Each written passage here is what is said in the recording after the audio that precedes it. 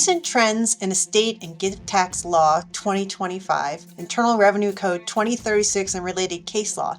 That's the subject of today's ACTEC Trust and Estate Talk. Welcome to ACTEC Trust and Estate Talk from the American College of Trust and Estate Counsel, a professional society of peer-elected trust and estate lawyers in the United States and around the globe. This series offers professionals best practice advice, insights, and commentary on subjects that affect our profession and clients. And now, our ACTEC Fellow host with today's topic. This is ACTEC Fellow Connie Tromble-Eister of Boulder, Colorado. Recent case law and pronouncements by the IRS have indicated the need for increased caution in our estate and tax planning as it relates to the estate tax inclusion rules under Internal Revenue Code Section 2036. Not only must we continue to adhere to the law as it's currently written and settled case law, but we may be well advised to note overall trends as demonstrated by emerging cases and statements from the IRS. ACTEC Fellow Jennifer Jordan McCall of Silicon Valley, California, joins us today to help us understand this topic. Welcome, Jenny. Thanks, Connie. I'd like to talk about some of the cases that have recently been handed down by the tax court and also some pronouncements from the IRS over the last few years, which have enforced my view that we should not only respond literally to the pronouncements of the tax court and, of course, comply with the statute and the cases that have been presented, but also see a trend in terms of what might be evolving. Because when our clients make decisions today, for example, what kind of interest they might retain in assets that they have transferred, their actual tax won't be computed on their estate, of course, until they die, which could be 2 decades later or more. So we should be thinking a little bit about trends in terms of what could happen next so that the planning we do for our clients is not only compliant with the law today, but has longevity. And so the clients can be protected if they die and they haven't been back to see us several more times before they do die. The other thing is that this expanding reach of the tax court and the IRS in terms of what they consider a taxable gift or includable in the estate for estate tax purposes reinforces that lately it seems that the government has been more literal in enforcing rules that we might suspect could be a problem, but previously were not being enforced. One example is the Annenberg case, which was handed down last year, 162 Tax Court number 9. In that case, the wife was a beneficiary of 2 marital trusts that were established at her husband's death. They went to court and they petitioned, the wife and her 2 children, who were the remaindermen, went to court and they successfully petitioned the court to terminate the trust and distribute all the assets to the wife. Later, the wife gave shares of a closely held company received from the Q-tip trust, 2 trusts for the children, and then she sold her remaining shares in the company received from the trust, 2 trusts for the children, and took back a promissory note. The IRS said that the termination of the Q-tip trust and subsequent sale of the shares of the company stock was a disposition of the wife's qualifying income interest for life under Section 2519, resulting in a taxable gift. The tax court went through a discussion of what they call the legal fiction that the surviving spouse owns 100% of the Q-tip, even though it's only just a partial income interest under property law principles.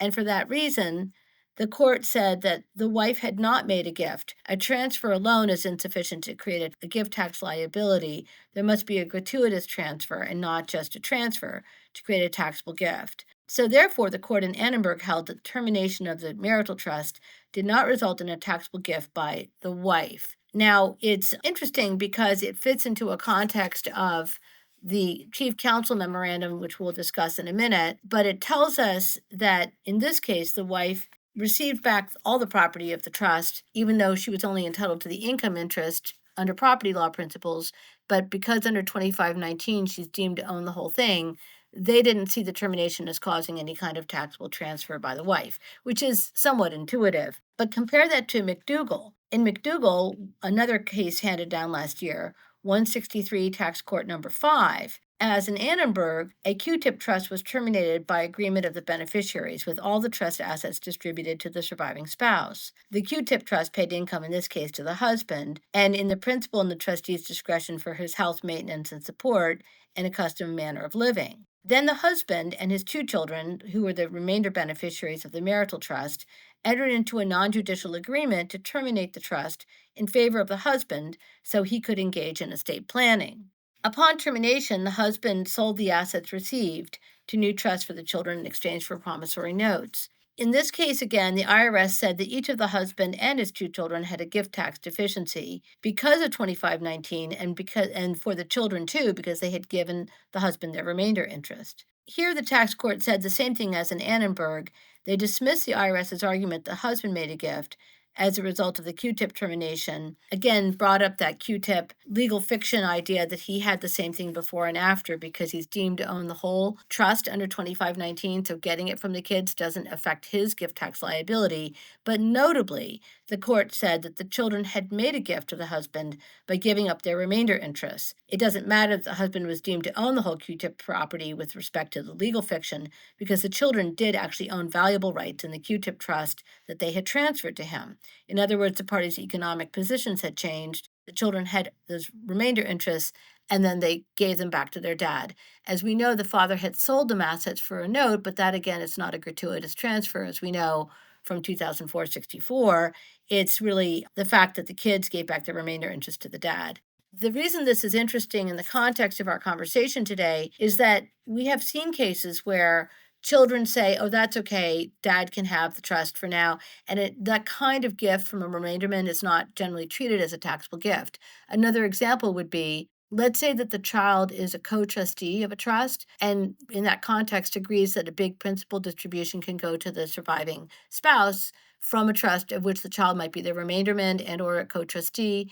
In that context, where the child's a remainderment, it is technically a gift if the child says, great, go ahead and take that, because otherwise it would have gone into the remainder interest. That kind of gift, there has not been enforcement of that as a taxable gift, but under McDougall, we see that maybe there is going to be more of that kind of enforcement. So the takeaways from these cases are the termination of the Q-tip trust by distributing all the assets to the spouse does not trigger 2519. It's not a disposition by the spouse. But if the termination requires consent of the remainder beneficiaries, they may well be making a gift to the spouse beneficiary. And of course, if there is unlimited discretion in the trustee to distribute principal to the spouse and you do that, well, then obviously it's not a gift by the remainderman because they don't have a real vested right to get the remainder because the principal could always have gone to the spouse. So a couple of takeaways. Maybe we want to have more flexibility in distributing principal to the surviving spouse so as to avoid this potential gift from the remainderman, which might be enforced as under the McDougall case. And also, if we're going to terminate a trust, we may want to have a binding agreement before the termination occurs that the spouse is going to, in fact, give all the remainder to the children, less the value of her remaining income interest or something like that. And in reliance upon that agreement, they terminate. Now the kids they want to have it such that they're not giving up something and making a taxable gift. In any event, we ought to think about this because we may have a filing obligation and we don't want to have a penalty for failure to file.